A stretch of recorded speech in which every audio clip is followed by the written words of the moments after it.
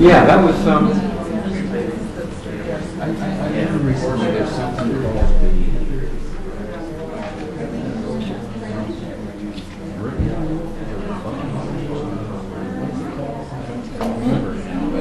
it's a rule that governs the type of meetings. The rule is that everyone should speak freely, because even though minutes and the thoughts will be recorded, nothing will be attributed. And so I thought that would be really good for that. Yeah, that's good. So that's a style of a meeting. It is. There's sort of these sorts of. I think it's, and there's just one rule, and that's it. That you say that at the beginning of the meeting, we're going to apply today. And everybody knows that You're off the record. you're off the record.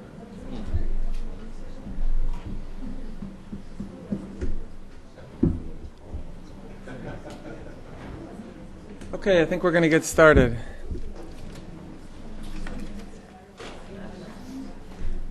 Good afternoon, everyone. Thanks so much for coming. My name is Gib Clark. I'm the Program Associate of the Environmental Change and Security Program here at the Woodrow Wilson Center.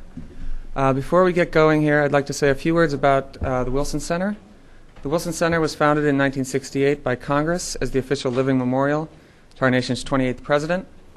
Wilson was the only president to have earned a PhD, so the center aims to unite the world of ideas with the world of policy. This is the second session in our Fishing for a Secure Future series, in which we are examining key trends, threats, challenges, and opportunities shaping the management of fisheries. We kicked off the series in September with Robert Christie of the University of Washington and Robert Pomeroy of the University of Connecticut. A summary of that event is available outside.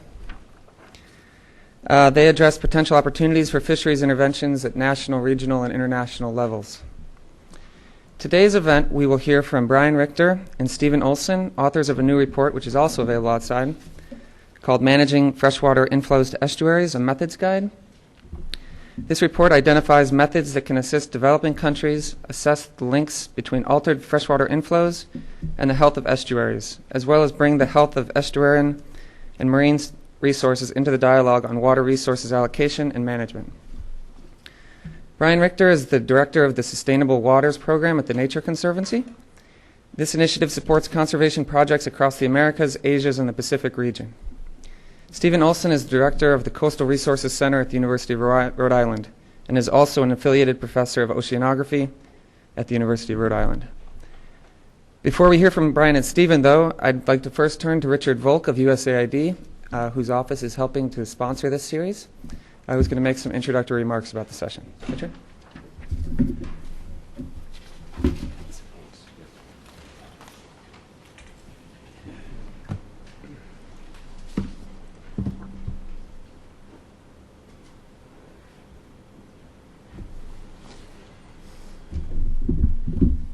Can I just turn this slightly?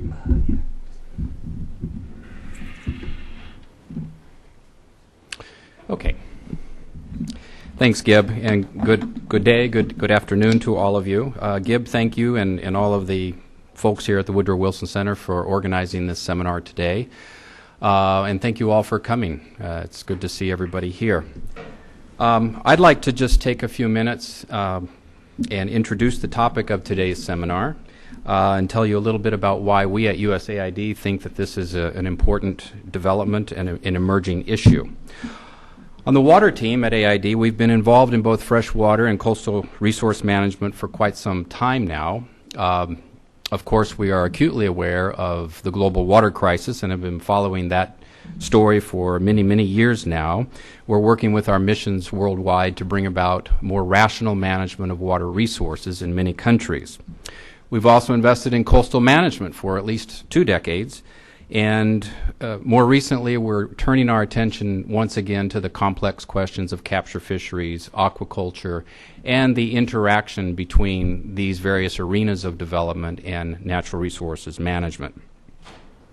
I would pause to give a slight advertisement at this point. One of our activities is called IMCAFs, Integrated Management of Coastal and Freshwater Systems. And it just turns out that tomorrow there will be the issuance of the first edition of a newsletter called Basins and Coast. And there's a flyer about this newsletter out on the table outside. So if you're interested in being added to that electronic newsletter mail list, please pick one up and follow the link for subscribing. I would say that although the organizers of the Rio Earth Summit in 1992 found it convenient to separate freshwater from coastal resources in chapters 17 and 18 of Agenda 21, we at AID at least, and I'm sure others in the room, are convinced that the time is now urgent for us to reintegrate these fields of practice and to start dealing squarely with some of the larger, more intractable issues. And we believe that the freshwater inflow to estuary issue is exactly one of these issues. And so a little over 2 years ago, Usaid sought partners to help us better understand the contribution of estuaries to seafood production in the developing world, the role that freshwater plays in maintaining the health and productivity of estuaries, and most importantly, what can and should we be doing, especially in the realm of governance, to take action to ensure that freshwater management is not working at cross purposes with our additional objectives of sustaining the benefits of the downstream estuarine and marine ecosystems. To make a rather long story short, we found partnership with the Nature Conservancy and the Coastal Resources Center at the University of Rhode Island, and we set about to explore these questions in two real-world settings, one in Samana Bay in the Dominican Republic and the other in Terminos de Laguna de Terminos in Mexico.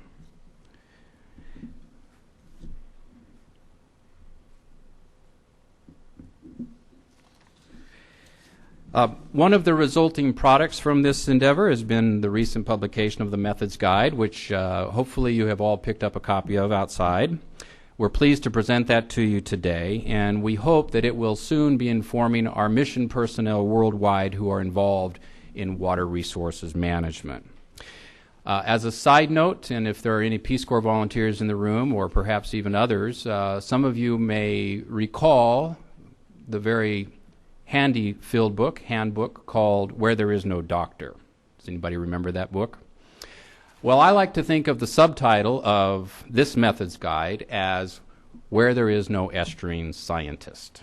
And the reason is quite simple, and that is because we have produced this specifically for practitioners and policymakers in the developing world. We've endeavored to try to simplify the complexity of estuarine science and ecology, and to provide a map, a glimmer of hope, a glimmer of direction for those who have to struggle in a low data, low capacity, and low budget environment for implementing these activities. And so there you have it, a contribution to the development dialogue, both in English and in Spanish. And I would certainly be remiss if I did not acknowledge Stephen and Brian and Padma, who is their contributing author and regrettably cannot be with us today, for all of the genuine blood, sweat, and tears that have gone into this production.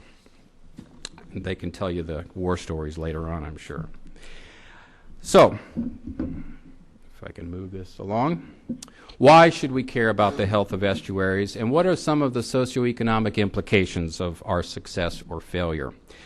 As you know, much of the rural population in the developing world is either largely or entirely dependent on natural resources for their food security, for their livelihood, and so estuaries are literally the social safety net for hundreds of millions of people.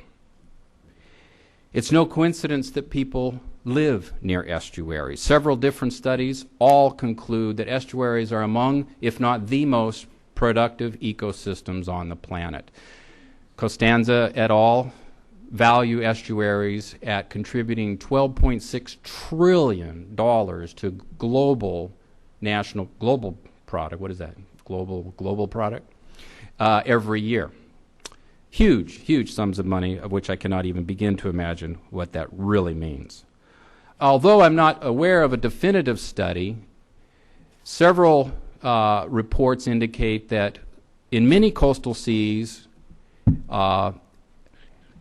60 to 80% of commercially important seafood species are estuarine dependent.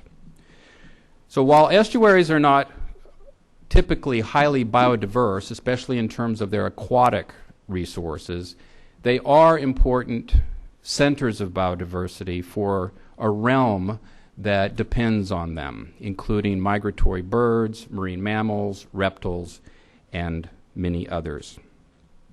So healthy estuaries have implications as well for a nation's GNP, their conflict with its neighbors, peace and security. All of these are issues that will be taken up in future seminars in this series, and we hope that you will continue to follow this. And finally, and I think not to be discounted, is the projection that by the year 2020, 79% of the world's total seafood production will be from the developing world. So clearly there is much at stake in our efforts at managing wild fish stocks.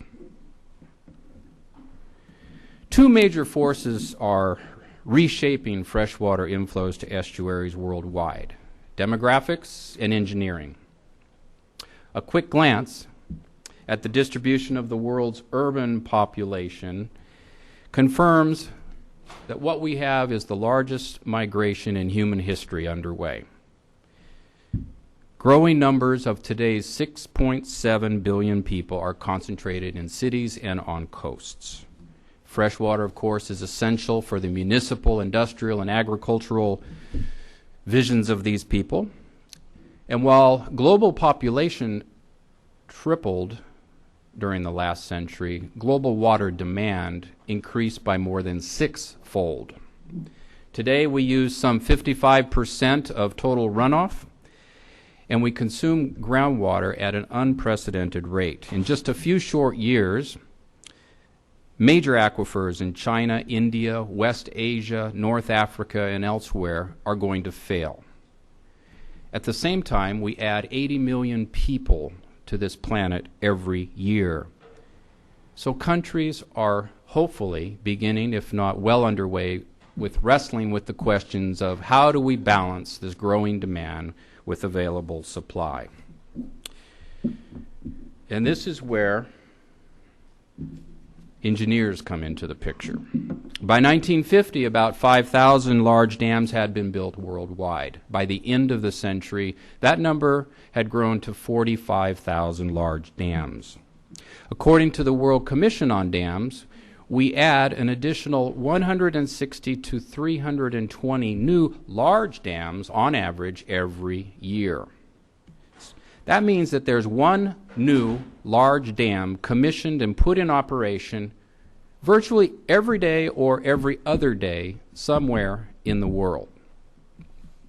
Now please understand, these are just the large dams. These are the dams that are 15 meters or higher, or that contain and store 3 million cubic meters of water or more. We do not have good data on the number of smaller dams, and no doubt that number is quite significant as well. So in short, there's a number of forces and trends that are at work in altering the natural hydrology of our watersheds. In broad stroke, these are demographics, land and water resource use, and climate change. And so you might ask, what does all this have to do? What does all this talk about the global water crisis have to do, and why are we dealing with it in a seminar on fisheries? The answer is quite simple: collapsing fish stocks with multiple contributing factors. I'm sure we can add to the list, but here's the first cut: growing demand, globalized trade, overfishing, destructive fishing, habitat loss, pollution, climate change, and altering freshwater inflows to estuaries. Now that's a pretty long list, but some of you may have seen or heard about the study published by Boris Worm in Science last month. Boris Worm is from Dalhousie University in Canada. And so we're beginning to appreciate just how urgent our work really is. In that paper, they predict that all commercial fish and seafood species will collapse by 2048 unless we make fast progress at reversing or mitigating these contributing factors, and we make progress and increasing the growth potential of fish stocks by significantly increasing the number of marine protected areas and the number of effective marine protected areas in the world. Now let's take a look at why and how water resource managers need to help. Estuaries are, of course, the place where fresh water from the land meets salt water from the sea, and there are many different kinds. They're formed by a number of combination of factors such as geographic location, geologic history, sediment transport, tides, sea level rise, the amount of fresh water flowing into an estuary. Common to them all, however, is a salinity gradient that is formed by colder, less dense fresh water flowing out and on top of the warmer, denser, salty marine water. Between this stratification, there is mixing going on, and a wedge of brackish water is created. And within this salinity gradient, estuarine organisms that have evolved for eons to adapt and survive in such environments allow themselves the opportunity to escape disease, predators, and parasites. The juveniles of the species, in effect, have a refuge, and this is critical in their life history for obvious reasons. Now, whereas salinity gradient defines an estuary, there are two additional aspects of freshwater inflow that are equally important, and that is that those are importing essential nutrients and recharging the system with sediment. So I would ask you to please remember these three: salinity, nutrients, and sediments. These are key. But there are a couple of other benefits of inflow, too, that I think we must mention, and these include the dilution and transport of wastes, moderating water temperatures, and maintaining circulation. Now, when freshwater inflow is altered, and by that we mean that the quantity, the quality, or the timing, quantity, quality, or time, this is not just about reducing volume of flow, is altered. When these things happen, the biological, chemical, and physical character of an estuary is quickly altered. These are some of the changes that occur.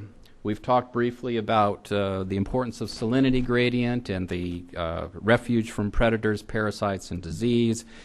In addition, reduced inflows mean less nutrients flowing into the estuary, and therefore less primary productivity.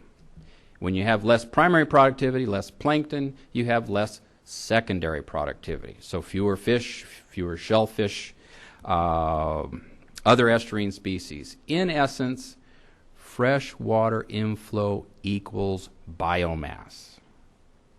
Less water, less biomass. Less food security, less economic opportunity, less a lot of things.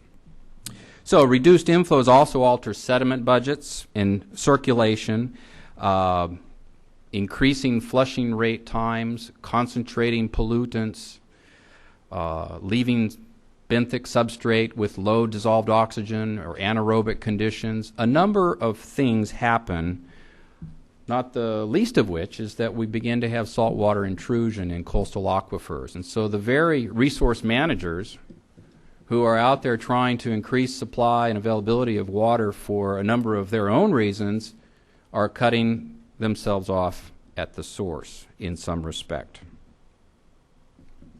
Now, unless and even if we are prepared to deal with these, I think that the future is guaranteed to be much more complex and wrought with conflict.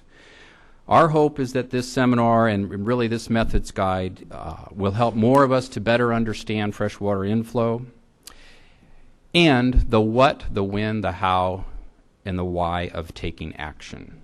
We must proceed, of course, by recognizing that at the end of the day, estuaries are extremely complex, that estuarine science still has lots of uncertainty, and that determining the proper amount of inflow to allocate to an estuary is as much a political as a biological process.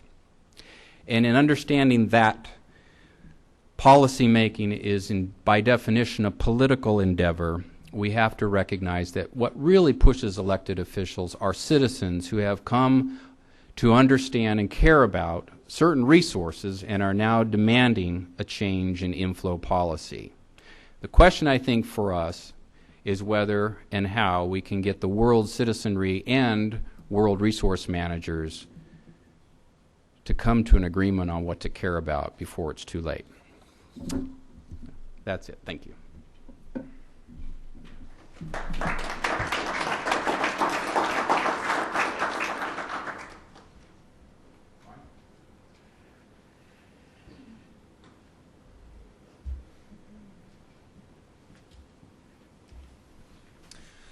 Thank you, Richard, for that terrific setup. And let me go ahead and cue up mine.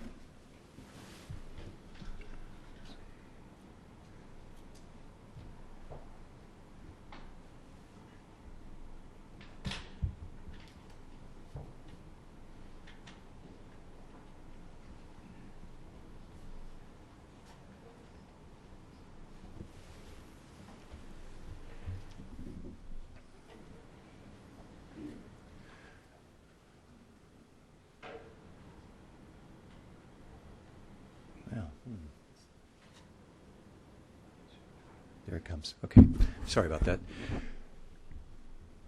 So I'd like to say a couple more things just to build on the concept of the importance of freshwater inflows to estuaries, building on the excellent job that Richard has already done for us. Not as responsive as I'd like. I think I may just.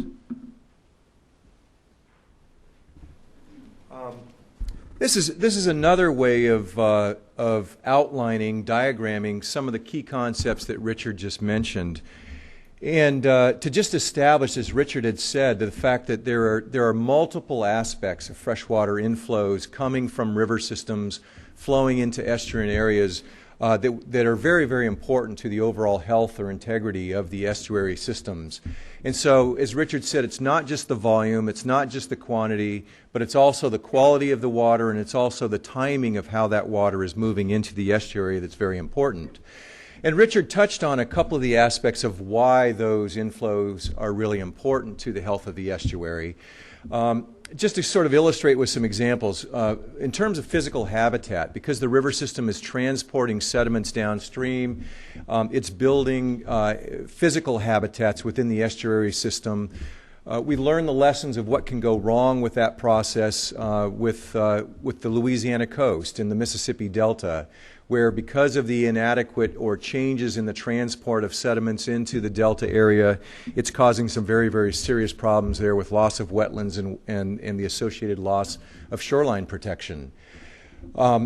The amount of water and the timing of water has great influence on the overall quality of water in the receiving estuary. Richard really highlighted appropriately the salinity distributions. So the amount of fresh water coming down has a direct relationship to what the salinity conditions in different parts of the estuary are going to be.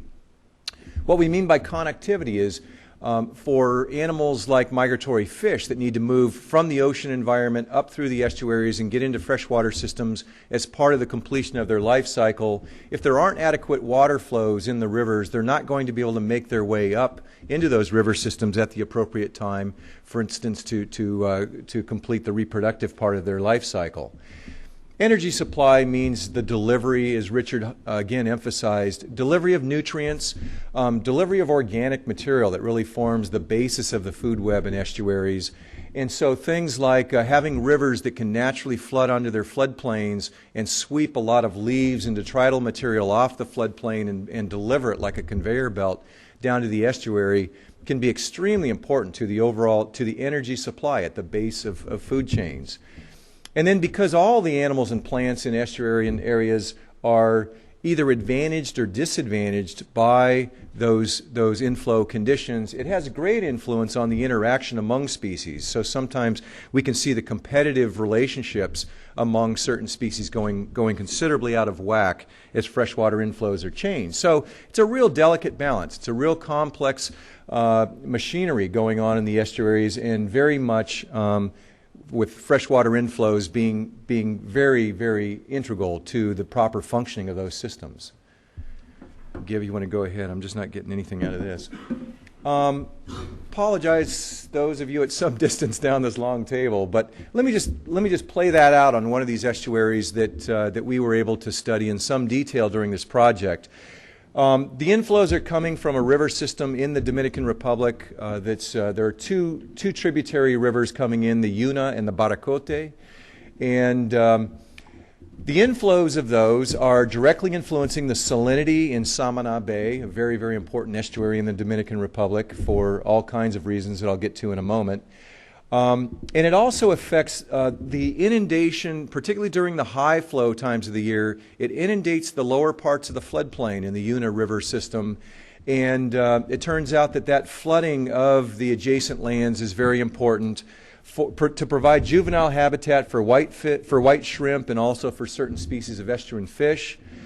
The salinity having a very big influence on the fish as well as the spawning areas for the white shrimp.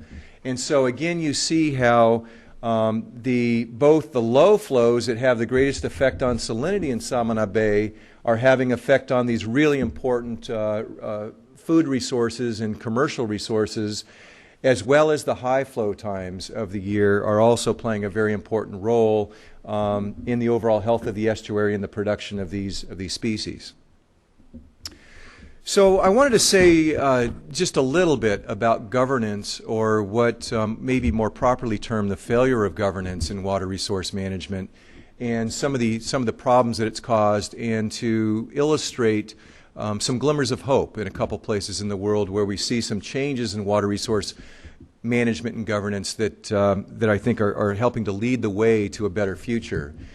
So I had the chance a couple of years ago to write a book called Rivers for Life with Sandra Postel. And in the book, the two diagrams that I'm going to show you here were really the central cornerstones of the whole thesis of the book and the case that we made for the need for better governance. This pie diagram simply illustrates that, think about in a given river basin that there is an available water supply. You might think of it as a reliable water pie available in a given year. And as humans begin to utilize those water resources, we are appropriating a portion of the pie. And of course, what we've seen all over the world is that as human societies develop, populations grow in coastal areas, you start to see the consumption of more and more of that overall water pie for various human uses, for pulling it out of the river to grow crops, pulling it out of the river to supply urban areas, using it for myriad purposes. And this is the obvious increasing trend that we see in river basins all over the world, including here in the United States, where eventually you get to a point where the human appropriation of the available water supplies is a dominant influence on the hydrologic system. And when you get to this point where you have that tiny sliver of pie left for the support of the ecosystem is when we start to see really disastrous consequences. Great diminishment of water quality. You start to see the imperilment of a lot of fish species. You start to see impacts on commercially important fisheries and other economic uses. And but yet we see this playing out over and over and over again in so many river basins, and in many cases there hasn't been the kind of response to this crisis that I think is called for. So Sandra and I posited what we called a more sustainable approach in this concept of a sustainability boundary, in which we need to think of this as the human uses being a part of the overall available water pie, and that particularly out of stream uses, removing water for support of agricultural areas or urban areas, needs to be managed in a way so that it doesn't destroy the many societal benefits that we're gaining by maintaining adequate water flows within the freshwater ecosystems themselves. So all of these benefits that Richard highlighted so well about the health of estuaries and fishery production and the connections to human prosperity and health, we need to be thinking very consciously and very proactively about managing the many human uses of water resources such that we're maintaining them within some sustainability boundary that enables both the out-of-stream uses to be met as well as the maintenance of the ecosystems upon which all of these human societies are also dependent. Fortunately, Sandra and I didn't have to invent this idea. There are a couple places in the world where where really you see tremendous leadership in advancing this kind of policy, even at the national level in countries like South Africa, where the concept of protecting water flows for the protection of ecosystems is part of what they call a reserve of water in South Africa. The reserve in South Africa is to meet two purposes: basic human needs for drinking water, cooking, sanitation, as well as the support of the ecosystems upon which the South African society depends. There have been other expressions of this concept of a reserve of water or protecting adequate freshwater inflows into estuaries, but there needs to be a far more widespread adoption of this type of concept. Okay? And Richard mentioned that it's not just about protecting an adequate volume of water, but in fact the timing of that water moving down to the river system and moving in a fairly natural pattern driven by the annual or interannual climatic variation. The time of year when you would expect high flows to be there are very important to triggering certain events in the life cycles of a lot of the species in ecosystems like estuaries. The time of the year when naturally low flows would occur are equally important. And so the pictorial here is to represent the idea that as we are developing and utilizing water resources, we need to be attendant to the need to preserve as much of that natural patterning of rising and falling water levels as well as the absolute volume of water. There are, as I mentioned, there are a number of places where water managers, public entities are beginning to put into place various regulatory policies, administrative rules for managing water. One very interesting example has been in Texas, where they have been working on this issue of freshwater inflows to estuaries for decades now. And this is just an illustration as to how some of their water policies apply to the management of water storage reservoirs that were constructed for irrigation water supply or urban water supplies. The basic concept is just that when you have abundant water availability, when the reservoirs are full of water, then you should be releasing, at the same time, releasing sufficient water flows from the reservoirs to maintain the downstream river system and the downstream estuary system. As the water availability decreases during the year, or say during a drought, you would drop down to lower cumulative storage within your reservoir systems, and it would be appropriate to cut back or to adjust the amount of water being released out of the reservoirs, thereby mimicking that natural fluctuation in the availability of water moving downstream and into coastal areas. And so they have actually identified 3 different zones, a simple device, really, for translating the need to maintain some of that natural variability and that natural volume of water by executing some fairly simple rules as to how the reservoirs need to be managed.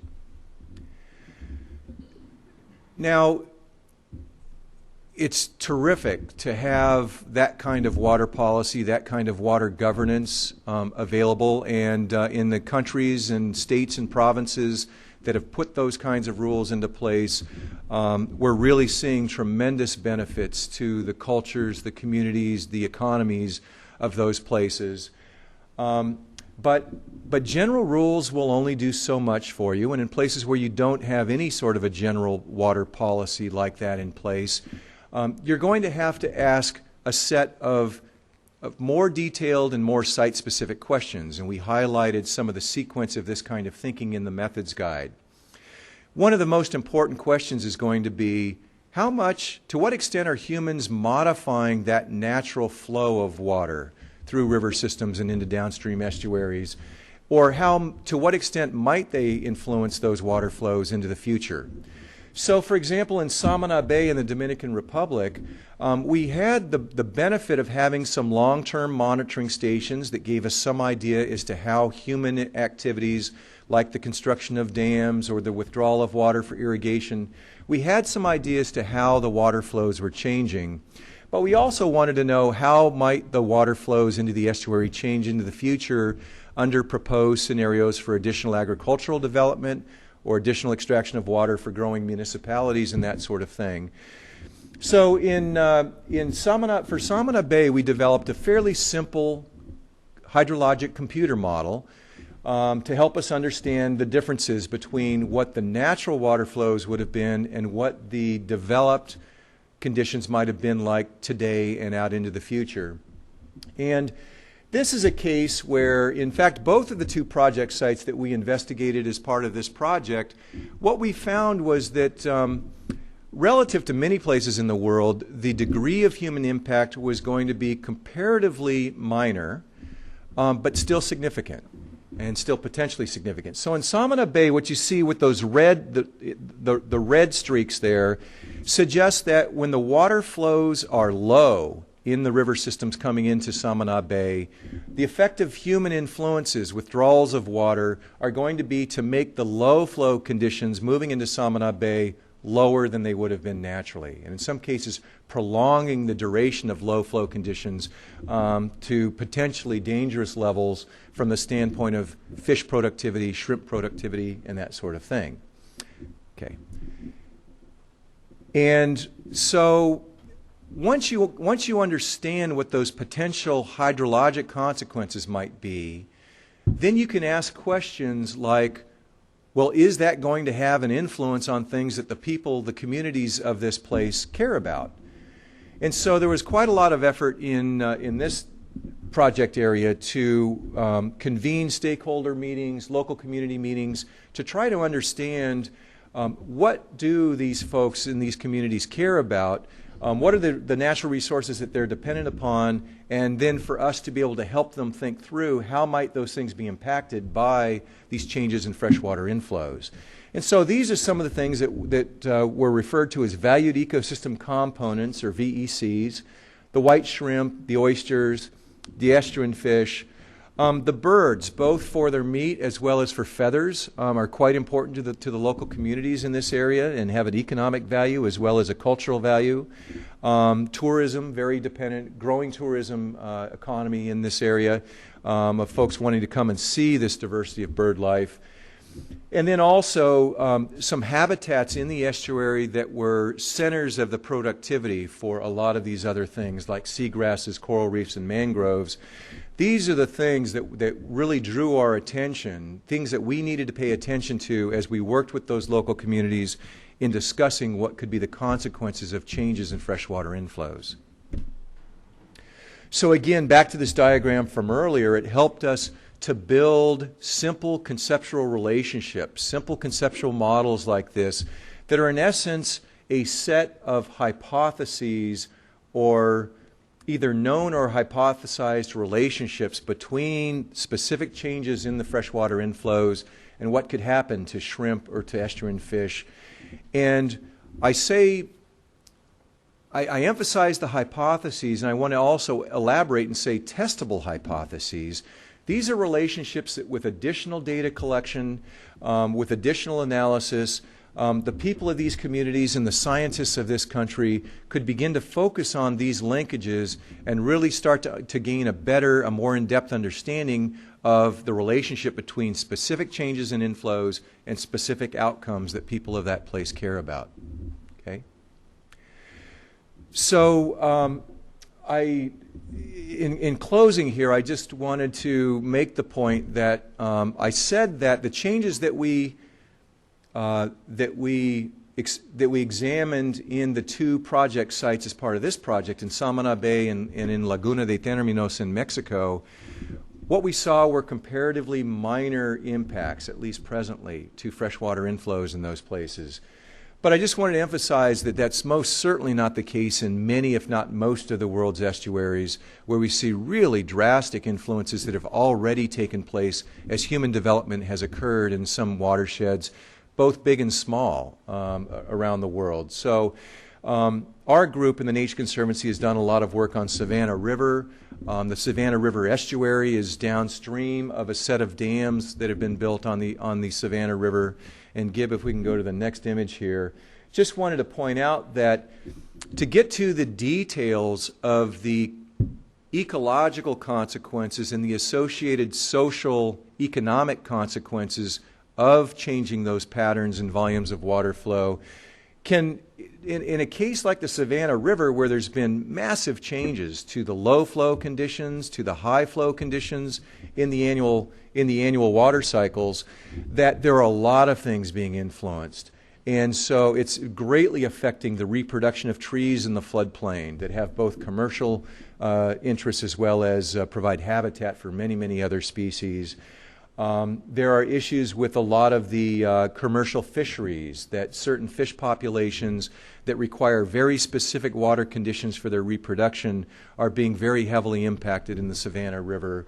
And so didn't expect to go into any detail on this, but this is a resulting set of recommendations from scientists that have studied the problems on the Savannah and giving very specific management recommendations about how much water is needed in the river and in the estuary during different times of the year, or in differences among years, during drought years as opposed to relatively wet years. And so you can get to this level of complexity with this sort of analysis. Okay? The good news on the Savannah and in a number of other places in the world is that water managers are responding to this. They are responding to both the crisis and they're responding to the advancements in the science and potentials in engineering innovation. The gentleman on the right is General Carl Strzok, who's the chief of the Army Corps of Engineers, ultimately responsible for the management of the Army Corps' dams here in the U.S., about 630 of those dams. And they have expressed tremendous interest in working with scientists and environmental interests in local communities and trying to improve these conditions, including estuary health, in many of the places that they're affecting through the operations of their dams. And I think I have maybe one more here. And then just to also emphasize that these impacts are happening in some of the world's largest rivers, the Yangtze being the fourth longest river in the world. The construction of Three Gorges Dam. One of the impacts that is of great concern is the Yangtze River estuary as you move out into the East China Sea, that the changes in water flows associated with not just Three Gorges but many, many other dams that are being built in the Yangtze River basin, increasing degrees of water withdrawal for water supply to other parts of the country, and the estuarine scientists in that country are quite concerned about the potential impacts in the East China Sea of this kind of development activity. So even in some of the world's largest rivers, the Mississippi, the Yangtze, we're seeing these effects as well as in some of the smaller watersheds. And so in closing, as Richard said, we do think that there is a better way of managing these systems, of managing the water resources and the associated estuaries. And it's critically important that we do so, and that it's an urgent need, because some of the extremely important food resources in the Yangtze River, the fish species that are in the river and the estuary, are the primary source of protein for tens of millions of human beings. And so the consequences here are very, very grave and very urgent, both for human societies as well as for the natural biological diversity of the world. So thank you very much for your attention today.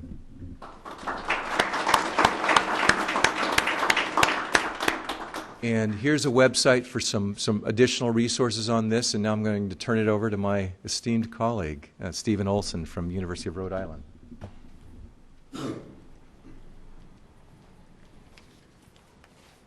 Good morning. It's good of you all to be here. Let's get my machinery up. You've heard quite a bit already about what is obviously a complicated situation. You've heard a lot about why it's important. I'm going to try to suggest a way to work with a group of people in perhaps a poor place with a small estuary, not a lot of money, how do you set up a process to lead people through the kinds of issues and ideas that you've just heard about, to empower them, to get them to a place where they can do something about it?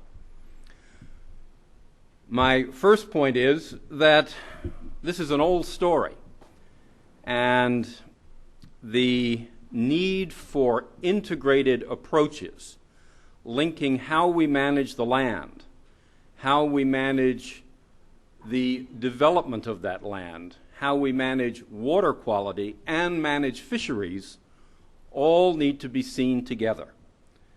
Here in the U.S., we had a massive collapse of all of our inshore fisheries in the northeast coast of the U.S.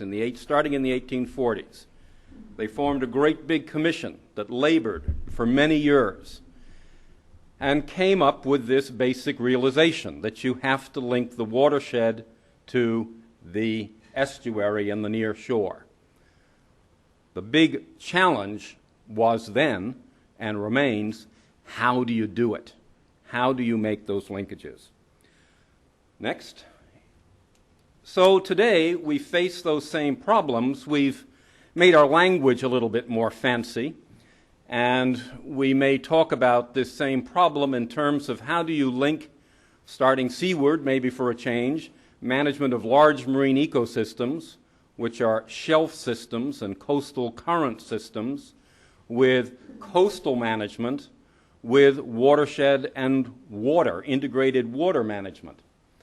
And as you've heard a couple of times, we decided in this effort to focus on the smaller and medium-sized estuaries, particularly in poorer countries, where change is very fast, money is short, technical capabilities may not be there, and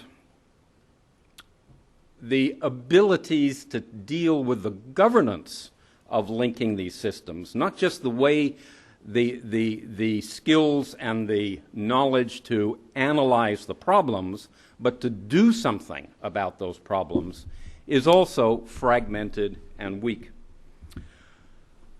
You've heard from all of us that there are three principal variables. In this handbook, we focus primarily on volume and on pulsing. Not so much on quality, because lots has been done, and generally there's a much better understanding of the hazards of bad water quality, especially freshwater quality, because it ties in directly to human health. But the pulsing and the volume variables are not so well understood at all. In fact, in many, many developing country contexts, especially where fresh water is scarce, people say, and you hear this in all languages, fresh water that runs to the sea is fresh water wasted. Why not use it for something useful? Why let it be running into the sea? The sea's all full of water anyway, and if you turned off the river, the ocean wouldn't move away. It would still be there. So what's the problem? So the first task is to convince people. Next, please. And this is the picture. Some people love this and some people hate it.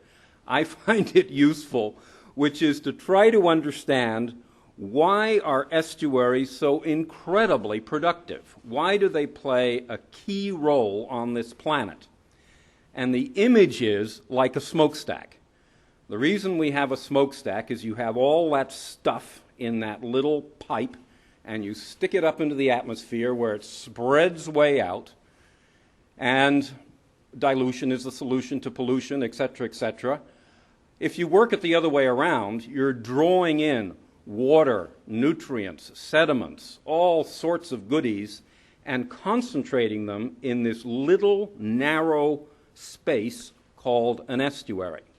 So there's a tremendous concentration of energy and resources and very complicated processes that go on in that piece of water that, when you look at it, looks very simple and rather small and not very significant. And being the terrestrial animals that we are, it's not intuitively obvious to us that this smokestack is critically important. One can talk to people about this issue, and it's always useful to illustrate basic points with real numbers, just not theoretical numbers.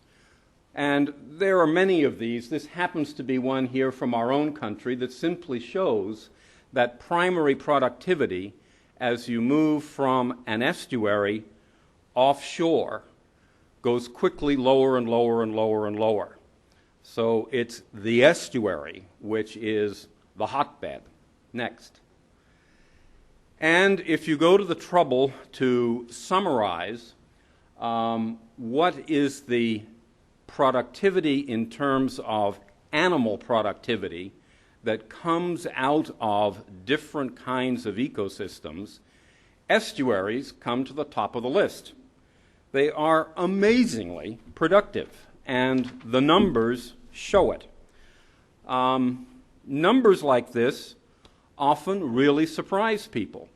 Then you can tell them, as you heard from Richard, that people are not stupid. The reason why most of the world's cities began to form around estuaries is that they are so incredibly productive. So when we change the volume, let's just stick to volume for a minute, what happens is that magical estuarine space that Richard showed in his first slide, that place which is recognized as the nursery ground for as much as 80% of the fish off a certain coastline. Off the U.S. coast, for example, which is more temperate, the estimate that's bandied around is about 80% of all commercially and recreationally important fish are estuarine dependent. In other regions, it's not quite that high, but it's still very high. If you close off the freshwater flows, that nursery area shrinks and can even disappear. But it's not just that. It's that the whole beautiful mosaic of habitats that exists down estuary, anyone who's worked in an estuary knows that as you move down, it changes dramatically as to what's there, how it functions, how it relates to other pieces. You lose all of that, or it's like closing a telescope. It just moves up in. And of course, that has huge impacts on the productivity and on the food web. Next. So the point here is to take these truths, which are not immediately obvious. They may well be, and probably are, understood by local fisher people. But to all the other people who are using fresh water, the rice farmers, the dam operators, the hydropower generators, these truths are not known. For example, here is the Samana estuary that you've heard about. The critical estuarine area is this very small, shallow area right where one river comes in here and the other comes in there. You make those relatively small changes to freshwater inflow during periods of drought, as you heard from Brian, and you can lose this. You can lose it in other ways too. Simply all of this is mangroves, and there's a lot of pressure to fill those mangroves in. That critical habitat can go very, very quickly, and it's very likely to go because people simply don't realize that it's important and the role that it plays. Next, please. So, a political problem in working on these issues and in these areas is that the people who are hurt the most by changing an estuary are traditionally some of the poorest of the poor. They are the artisanal fishers, often very large numbers of very poor people who eke out a living and who are really devastated when the machine, this wonderful living machine that generates their wealth and their livelihood and their identity, suddenly goes away. So these next please, these ideas, these basic facts need to be communicated in some imaginary, and there are thousands of them, estuary, small to medium-sized estuary. Working on these issues, you're going to find yourself with a key group of people, probably composed of 1 or 2 biologists. They may get this, though they're probably terrestrial biologists and not estuarine. You're going to get a hydrologist. You're going to get a geologist, perhaps. You're certainly going to get 1 or 2 lawyers. You may have a sociologist. They all speak different languages. And to get them, not languages like Spanish and French, but different languages by which they think and they solve issues or they address issues. So you have to get this group of people, and more importantly, all of the populace that you're working with, both up end and down end, to understand some of these basic functions. And one way to do that is to tell them stories. And a good story is the story from Texas. Why Texas? Because Texas has an arid coast, fresh water, and when you release it and how much you release to whom during periods of drought has been a huge issue, because it also has a very important estuarine-dependent shrimp fishery. And the shrimp fishery people are politically powerful, and they began to realize that when they got cut off from the freshwater, their fishery collapsed. So we have a place with lots of data. And the story is always the same, that when you plot freshwater inflow to shrimp, next, or to shellfish, oysters and other shellfish, next, or to blue crabs, you always see the same relationship. And if you sum things up and say, what's the productivity of this wonderful machine when it's wet as opposed to when it's dry, it's dramatically different. Okay. And there are other stories like that. Next. Now, the poster child of how so many of us do not understand this basic reality is illustrated by the famous Aswan Dam in Egypt. It came as a total surprise that when this, one of the first of these great big dams that was going to do all kinds of wonderful things for Egypt, which it basically did, it came as a total surprise, next, that in the ensuing years, as the volume of flow, here's the original volume of flow, and when the dam started to operate, it switched, next one, and you can see that it's a much, much lower flow. Fine. What happened? Next. A complete collapse in all the fisheries that is beautifully related to the declining flow. It's the poster child of this issue. Next.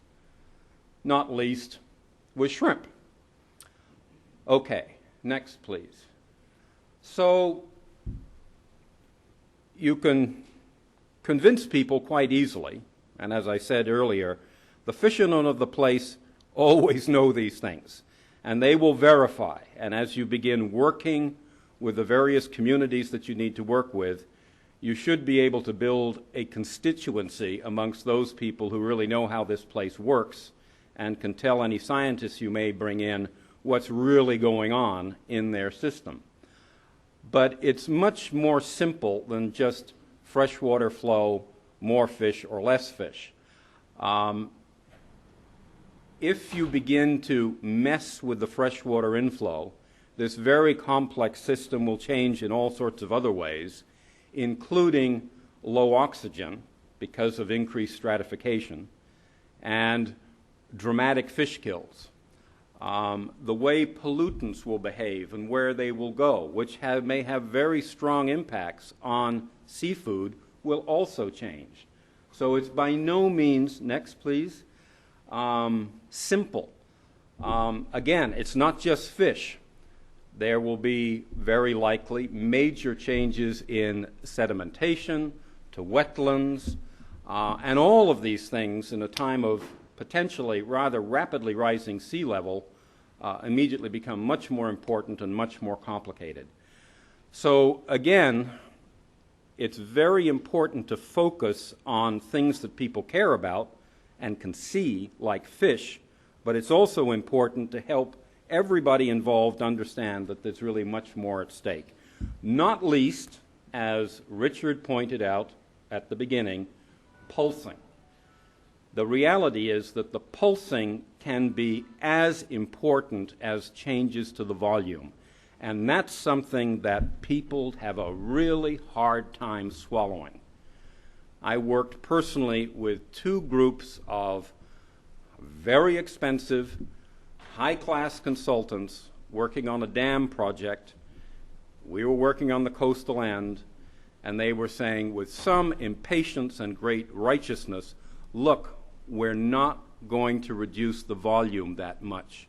We're going to smooth it out, and that'll do all kinds of good things for flooding and for hydropower generation. What are you complaining about?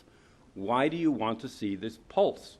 But yet the pulse to the biology can be absolutely critical, because species have evolved to fill that niche that Richard showed you, that little nursery where the predators can't come in and eat them, where that wonderful conveyor belt keeps bringing them back up into the estuary because the bottom water flows inland, not oceanwards. All of that can be lost. So, next, and just a picture of just how dramatic those changes can be, there's the Zambezi River. They put in the dam. The millennia-long pattern of one big peak per year changed into 3 peaks, and the fisheries went crazy. Next. All right.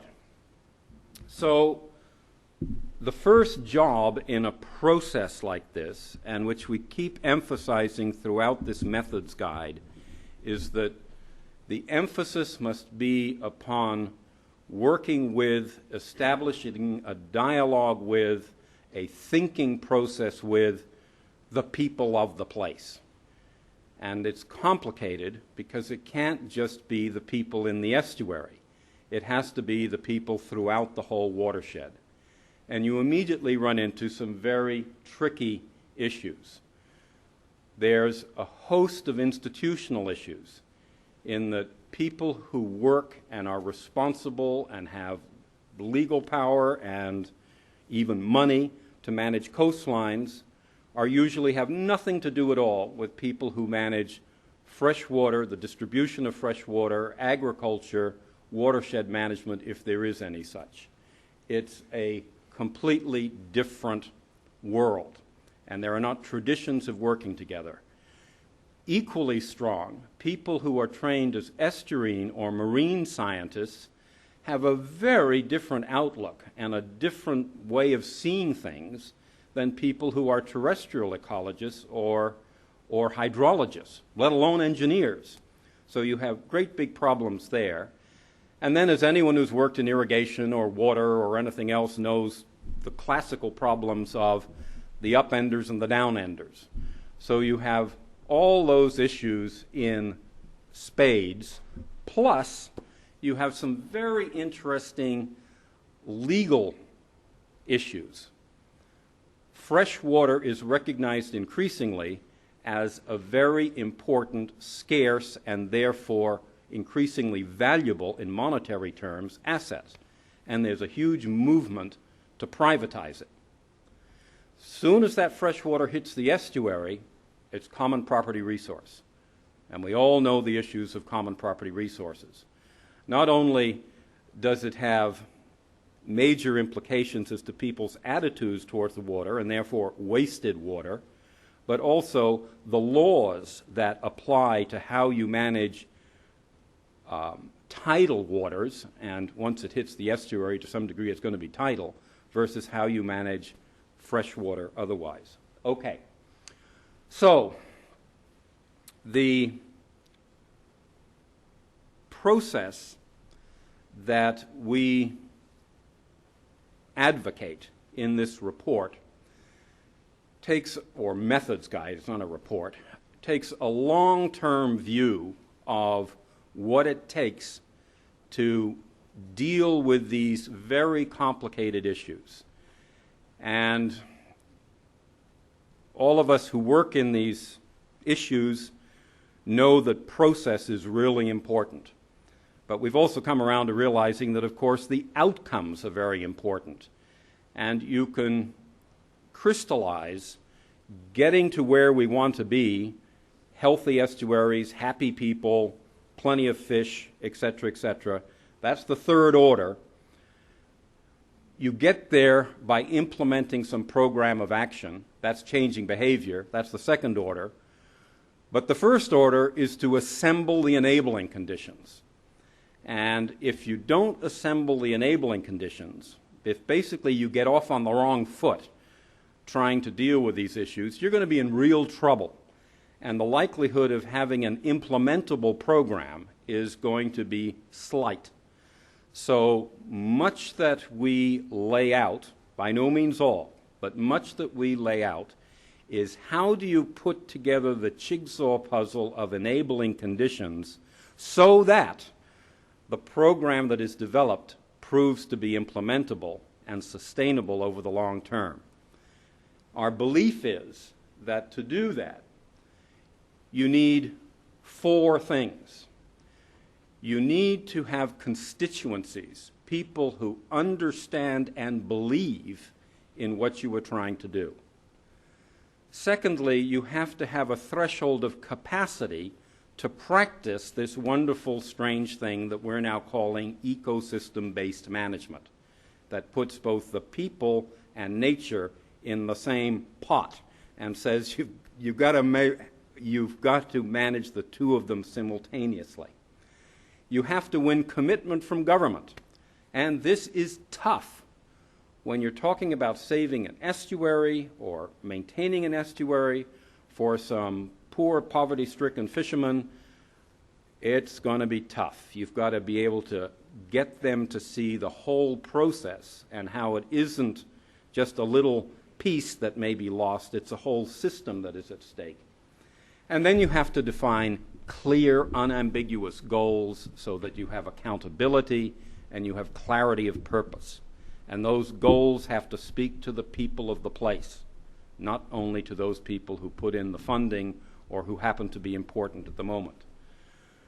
So this guide takes this technical information, takes the knowledge that needs to be built place by place, and plays it out through a process designed to achieve those outcomes that will then lead to implementation. And I'll go through this quickly. The first thing is to always recognize, no matter where you are, that the train left long ago, and that there's lots of information, both in the heads of the people of the place, and increasingly, staggering amounts of reports and papers that have been generated by projects and God knows what all, staggering amounts of information. And usually a team comes in and says, okay, we're going to start sampling tomorrow, we'll have a public education program immediately, we know what the problems are, we're going to do some research on A, B, C, and D, and broom, off they go, and 2 years later they're saying, geez, we never realized A, B, C, and D. And our advice is, slow down.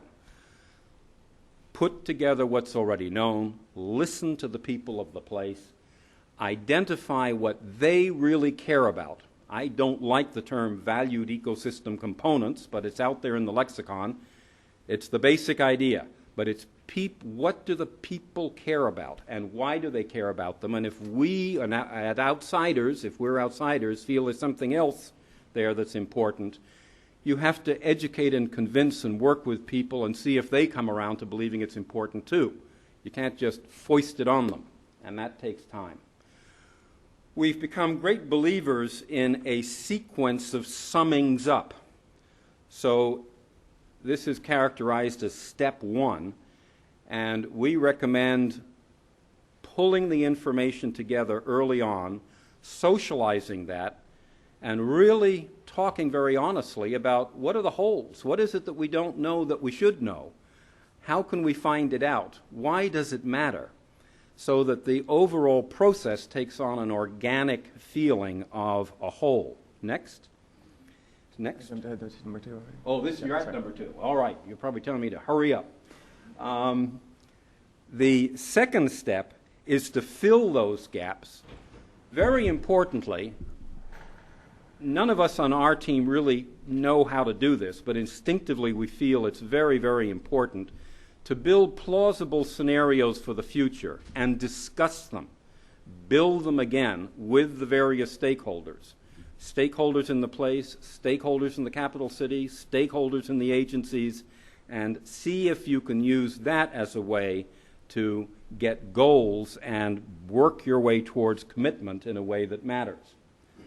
Come up with a profile too that again shows that we're learning, and you keep checking people. Are we getting this right? Are you convinced? Is this scenario a scenario that speaks to you? Then step 3, one of the things that we go to at quite some length is, given these estuaries are so complicated, what advice do we have for how you fill the gaps in understanding what your estuary is and how it functions in relation to freshwater inflows in simple, inexpensive ways? We all know that technology is wonderful stuff and is galloping ahead, and indeed there are things that you can do now that when I was a graduate student you could only dream of. And with a few $1,000s you can actually do it. You've got to make sure you're asking the right questions and doing it correctly, but it's not quite as mysterious or incredibly expensive as it used to be.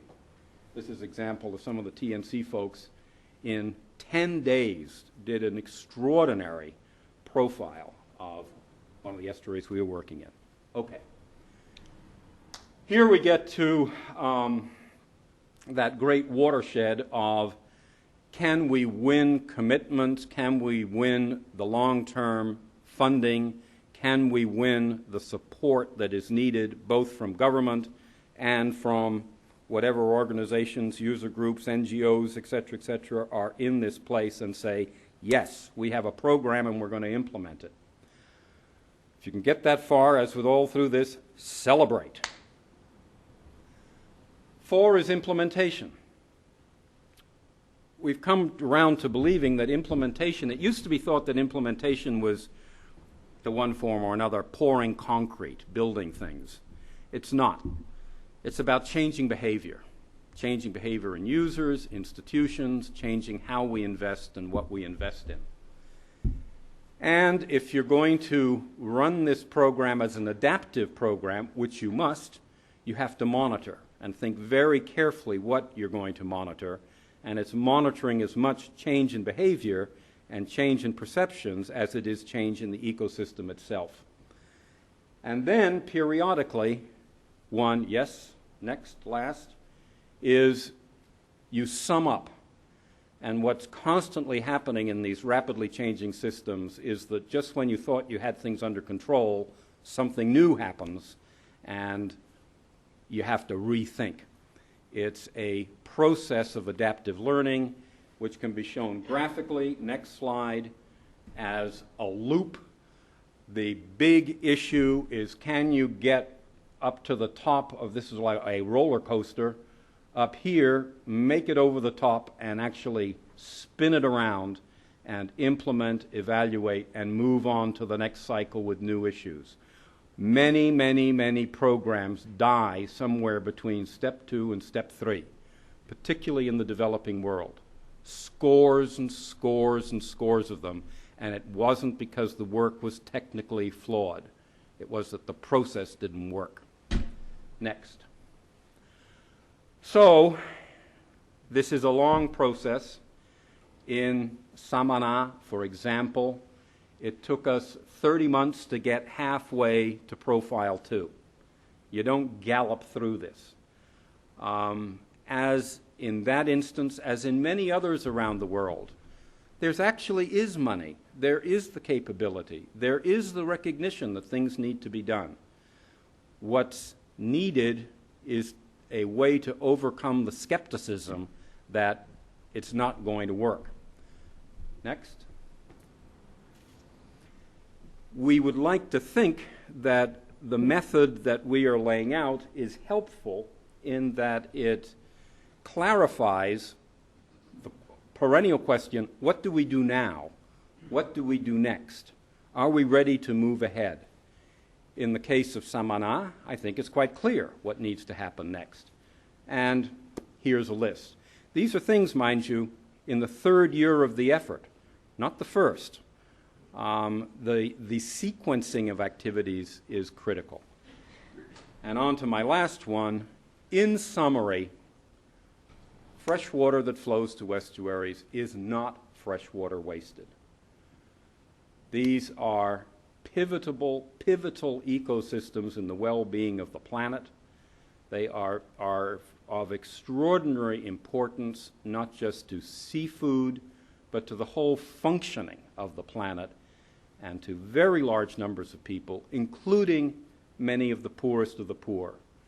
And last but not least, and I just saw the numbers on this the other day, we tend to focus on the Yangtze, the Mississippi, the Nile. No. The place where the action is, in terms of the generation of the benefits and the loss of those benefits, is in the small and the medium-sized estuaries, which cumulatively are much more important than the big ones. Our hope is that this methods guide will help those places, which are strategically central. Thank you.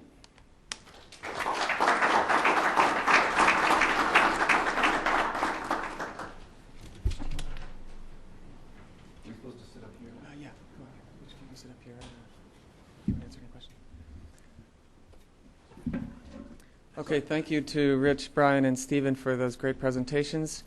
If anyone has any questions for those three people, raise your hands. We have microphones going around. Please say your name and your affiliation into the microphone as we are webcasting and recording this.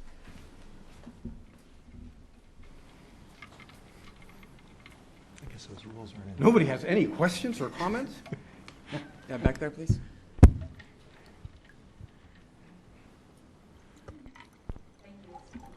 Is this maybe? Okay. My name is Hannah Fairbank, and I'm on the biodiversity team at Usaid, and this was a really interesting presentation. So thank you. My question is about the obvious trade-offs, especially on the human side over the short run, because it seems to me that there are incentive structures set up right now that sort of incentivize environmental trade-offs for short-term economic gain, and especially for those poorer populations when they're really, working catch to catch or paycheck to paycheck. How, in your experiences, have you best dealt with, in these case studies at least, or People have dealt with the human trade-offs, especially in the short run. It's clear to me that in the long run, by taking this ecosystem approach or more integrated approach, you will have benefits on both the ecosystem and the environmental side as well as the community side. So if you could talk about some of those trade-offs and how to deal with especially the short-term human trade-offs for this ecosystem approach, that would be most appreciated. Thanks. I can start if you want. Take the cut. It's a great question. I'm glad you asked it. And I might only speak to a subset of the trade-offs that you're inferring. There is an implied trade-off between choices about how to use water, for example, for human benefit. So oftentimes when we present this kind of information, the first reaction will be, well, if you're going to protect more of the water moving down through these river systems and into the estuaries, then aren't you trading off the opportunity to utilize that same water for other purposes? And given that in a lot of the developing world, food production is so essential, just getting clean drinking water supplies into the populations is so important. How are you going to accomplish all of this, and how are you going to balance those trade-offs? two thoughts about that. One is that in virtually every system that I've been involved in, literally tens, if not hundreds, of river basins around the world, the present day use of the water resources is so inefficient and so wasteful that there are tremendous benefits in rebalancing to be gained simply by getting to more efficient and less wasteful uses, implementing just basic standard off-the-shelf water conservation approaches in urban areas and in agricultural areas and industrial areas, that in fact you can improve the water flow conditions into the estuaries while also having the opportunity for expanded utilization of the water for farming and for drinking water and that sort of thing. So that's one. There are then, I think there's I think the other consideration is that that in the development schemes, the traditional development schemes for agricultural production or water supplies, that there is no awareness of the inherent trade-off that is being made. And that was, our whole thesis here was that you're trading off unknown or underappreciated human benefits that are very real, they're very tangible, it's food, it's protein on the plate. And there are many examples around the world now where with the intent to do good, for poverty alleviation, for improvements in human health, we're actually having unintended ecological consequences on things like downstream estuary systems. So, so part of our thesis is that simply by being more cognizant of those many different myriad values that humans have that are tied to water resources, we can do a better job of management. It might be, say, that, as Stephen pointed out the example of, in some cases, it's not just, the problem for the downstream estuary isn't just that isn't the matter of volume of water moving to the estuary, but it's the fact that you don't get the right timing of high conditions and low conditions. There are ways of capturing water supplies, for example, to use for farming and for urban areas during high water times of the year to shave the high water periods and maintain or protect the low water conditions. So there's just smarter ways of balancing that temporal variability for both out-of-stream human uses and for the downstream estuary. So it's a combination of more efficient use but also smarter management of the overall water resources. I would just add one point to that, which gets to what to me is really the key point, which is that people need to know what it is that they're trading off.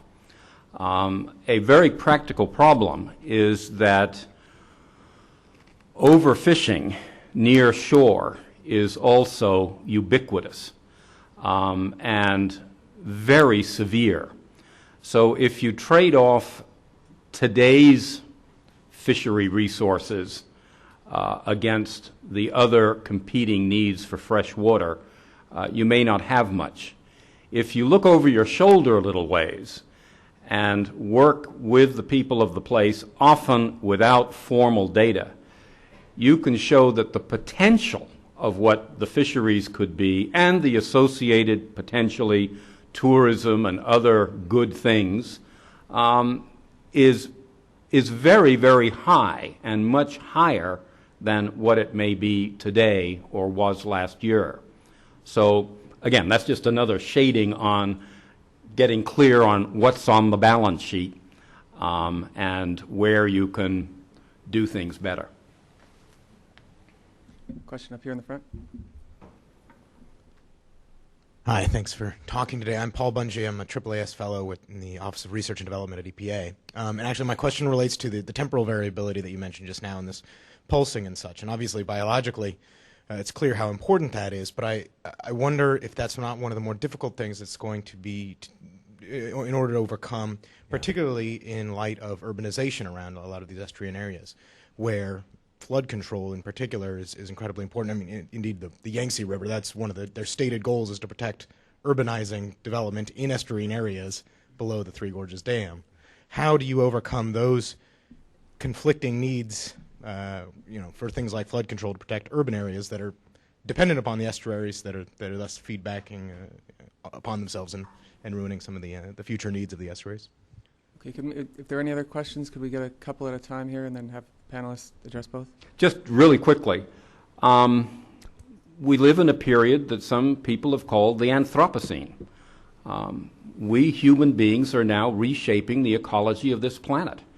And we aren't going to fix things. We aren't going to say, oh, it is important that the waters pulse, so let's keep them pulsing. We're going to stop letting that happen, or we're going to greatly diminish it in many, many cases. So it's not a question of either or. It's a question of simply trying to make the most informed choices, often or increasingly really difficult choices, as well as one possibly can. But we live in amazing times where everything is changing, and we can't hold on to things often that we really wish we could or know that we should. Again, what we both advocate is know what's at stake. And the fundamental notion that fresh water flowing to the sea is wasted is very widespread and is something that must quickly be understood as wrong. And Gib, if I might, since we went ahead and it's a very good question. I think the unfortunate thing is that too many people will tend to look at this issue as binary, as polar opposites. That it's either humans or fish, or or even more extreme, polarized, sensational contrasts. In fact, what you really find in most, if not all, of these cases is that there's still an ability to accommodate many of the human concerns and needs. Flood control, let me finish the sentence. And still maintain a high degree of ecological health in the natural ecosystems. And so just to speak to the Yangtze specifically, the targeted degree of flood control that's being implemented in the Yangtze River Basin now is really focused on trying to provide something on the order of protection from the floods of 10-year recurrence interval or greater. In reality, the protection will probably be between the 10-year and the 50-year flood. When you get a bigger than 50-year flood, you're still going to have disastrous consequences in the Yangtze, even after all the new dams are built. But from the standpoint of the river fisheries and the downstream estuaries, it might very well be that by sustaining that up to 10-year level of flooding might still provide a very high degree of ecological productivity and health. So it's not a trade-off. Protecting the populations against those larger floods is very, very important, but it might be that smaller floods are doing the ecological work that's necessary to maintain a pretty high degree of health. My name's Sylvia Tognetti. I'm a consultant. I write the Flows Bulletin on watershed services. Can you hear me? Okay. I was very impressed that you mentioned the need to first address the enabling conditions, because if you go to a number of these meetings, it's always last, and nobody ever gets to it. It's out on the margin, and so I'm curious whether you were able to actually do that and how you did it and who you had to do it, because you often, as you said, there are even experts within the environmental organizations themselves are, very compartmentalized into people who do land, people who do water. People tend to caricaturize, reduce other disciplines to a caricature, between socioeconomic and economists and biologists, this may be a little bit personal, but I do have a broad interdisciplinary background, and it never fits the job descriptions. I've been passed over several times for an economist or a hydrologist, so I just want to hear about your experience with that. Well, I think that the first thing that needs to be said is that I think we all wish that we had had this methods guide when we began this project. And if we had, we would have done what we did in the two places where we practice the learning by doing. We would have done it differently. I think that what was exciting, at least to me, about this project was that we kept coming back to, are we doing the right things in the right order? And it reinforced and sparked conversations that had us rethinking experiences on in a number of other projects in a number of other places, and looking at a lot of literature. This is not simply our latest ideas based on two little places in Latin America. We drew heavily on what else is out there, and especially talking to people who we would call practitioners and saying, so what are you learning? What works, what doesn't, and why? I think that this realization that the enabling conditions come first, and if you don't get them right, you're unlikely to have a implementable program, certainly long term, is something of a new realization. Because we, particularly in development, there's been so much emphasis on the technical side, on the bringing in the technology, the technical knowledge, the scientific knowledge, and really not paying enough attention, I personally would argue, to the process. And, you know, I find it interesting that we here in the U.S., I'm getting old, and I remember when coastal zone management started here, and for some mysterious reason back in the 1970s, the ground rule was you had to focus on public participation. And the number of people who in those early days were really angry at that idea and angry at why are we having to do this in this way? It's just a series of technical problems, let's get on with it. But actually there was a marvelous insight there, which then tends sometimes to get forgotten. So, what am I saying? That the importance of the enabling conditions, I think, is something that is not as widely recognized as it should be. If it was, then a lot of us would change how we do things. I would argue for the better.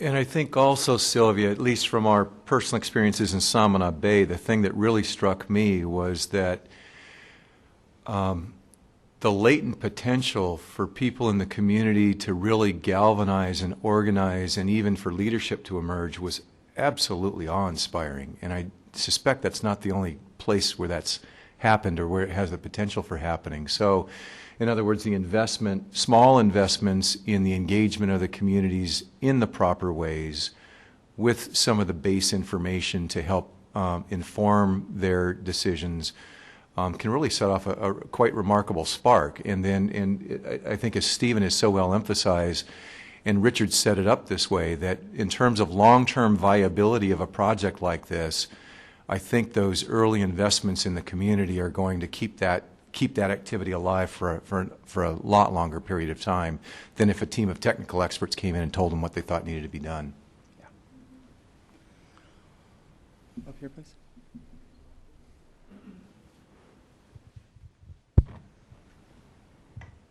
Malik, I'm from World Bank. My question is, you have been talking about pulses and amount of water and quantity of water. I would like to listen a little bit on quality of water. I've followed quite a few rivers, and of course the classic example was Yellow River not reaching the sea for 227 days.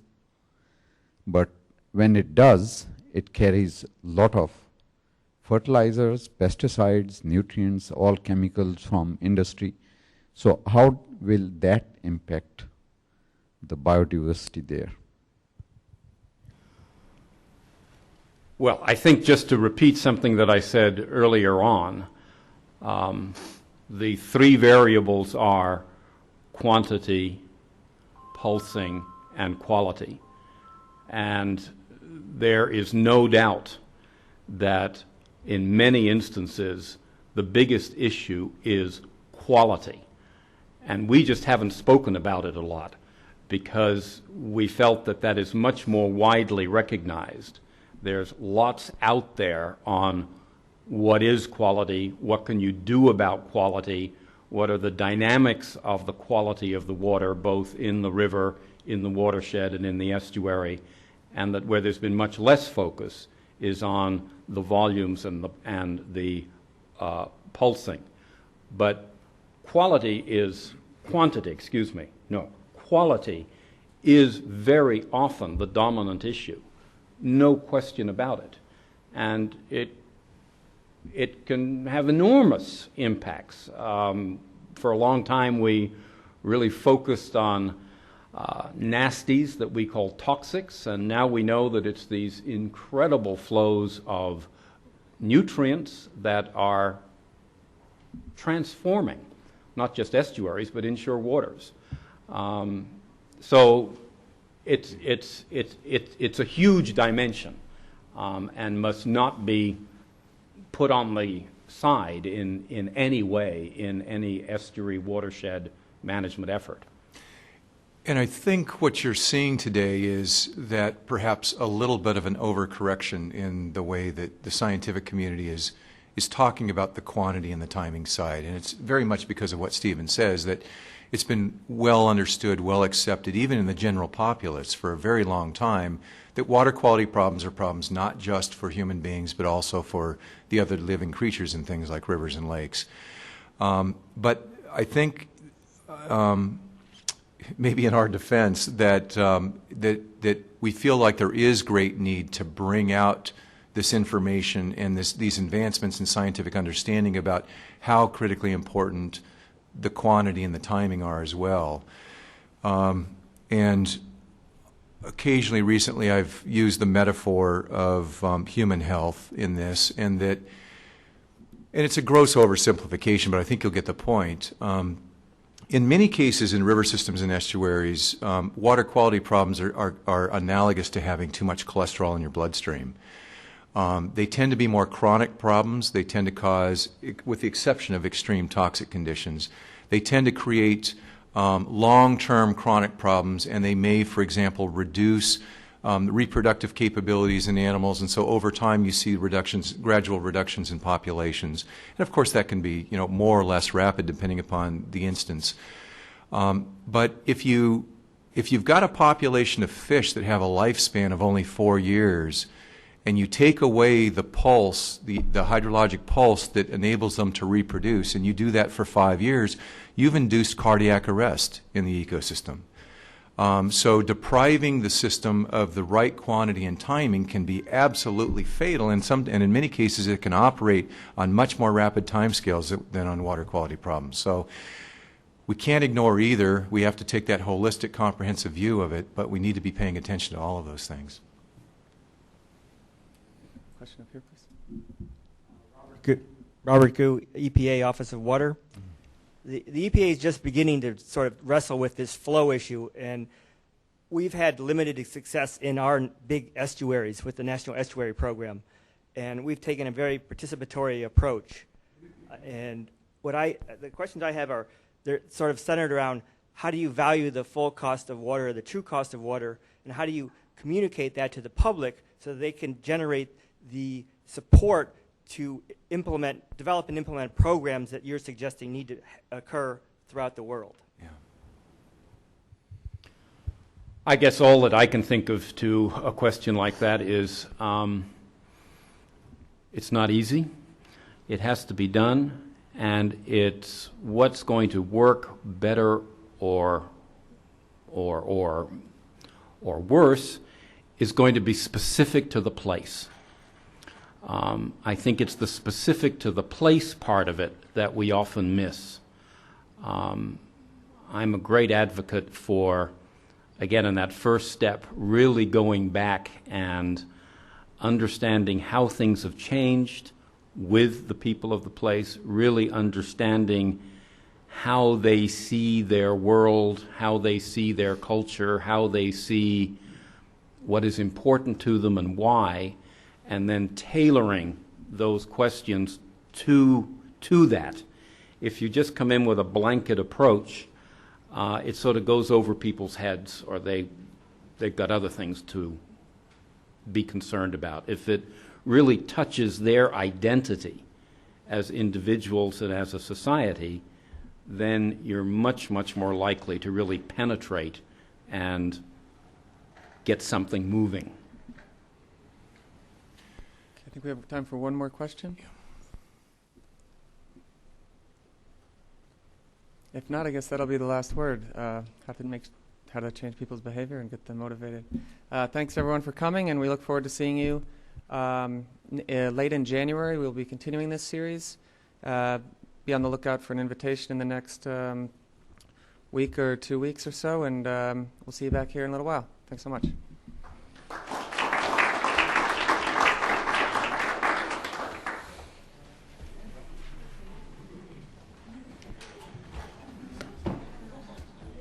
Okay. Well done.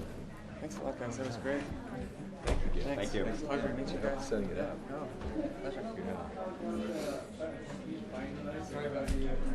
Oh, it's all right. It worked out fine. Just stepping in. To the manual mode.